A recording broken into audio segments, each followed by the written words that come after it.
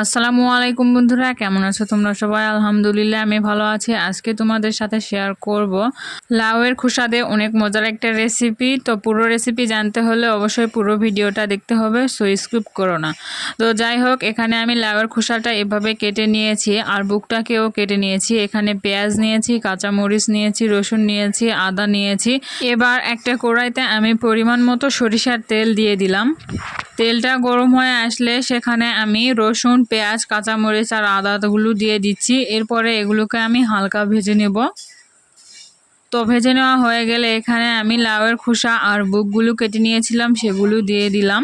এরপরে এখানে আমি পরিমাণ মতো লবণ দিয়ে দিচ্ছি। এবার এখানে আমি পরিমাণ মতো হলুদ দিয়ে দিলাম। এরপরে এখানে আমি দিয়ে দিব অল্প পরিমাণে বাটা মশলা। এটা অপশনাল, আপনারা চাইলে দিতে পারেন, না চাইলে নাও দিতে পারেন। এরপরে এগুলোকে আমি নেড়েচেড়ে ভালোভাবে মিক্স করে নিব।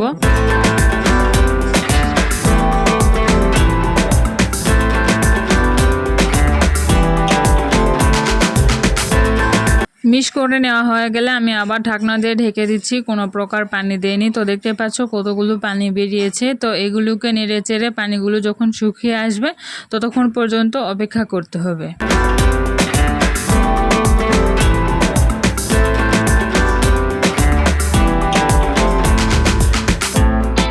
বেশ কিছুক্ষণ পরে আমি এখানে শুকনো মরিচ কয়েকটা দিয়ে দিয়েছি, ভাজা ছিল আগে থেকে সেগুলো। তারপরে দিয়ে দেওয়ার পরে এগুলো আমি আবার নেড়ে চেড়ে দিচ্ছি, নেড়ে দিয়ে আবার ঢাকনা দিয়ে ঢেকে দিতে হবে।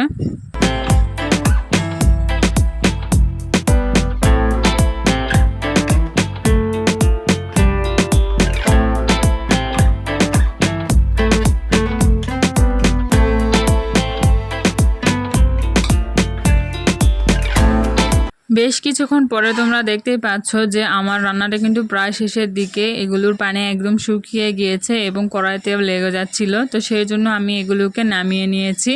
এবার এটাকে আমি ব্লেন্ডারে ব্লেন্ড করে নিব, আর তোমরা চাইলে শিলপাটায় বেটে নিতে পারো। দেখতেই পাচ্ছ যে কত সুন্দর একটা লুক এসেছে। দেখতে কিন্তু যতটা সুন্দর হয়েছে, খেতেও অনেক মাশাআল্লাহ হয়েছে। তো আজকের রেসিপিটা আমি এখানে শেষ করছি। সবাই ভালো থাকো, সুস্থ থাকো, আল্লাহ হাফেজ।